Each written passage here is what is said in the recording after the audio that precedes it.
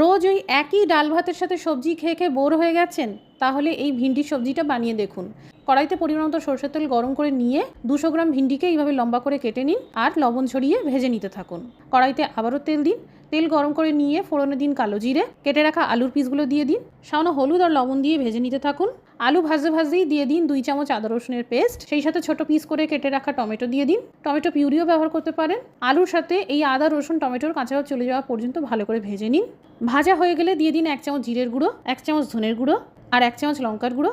যারা ঝাল কম খান তারা লঙ্কার গুঁড়োটা স্কিপ করতে পারেন বা পরিমাণে কম দিতে পারেন। গেলে এই ভেজে রাখা ভিন্ডি দিয়ে দিন, স্বাদ অনুসারে লবণ দিয়ে আরও 2 মিনিট ভেজে নিন। এবার আধা গ্লাস গরম জল দিয়ে দিন, কয়েকটা গোটা কাঁচা লঙ্কা দিয়ে ভালো করে মিশিয়ে নিন।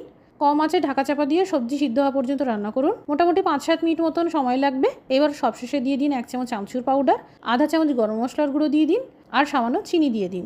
তৈরি হয়ে গেল ঝাল ঝাল আলু ভিন্ডির তরকারি।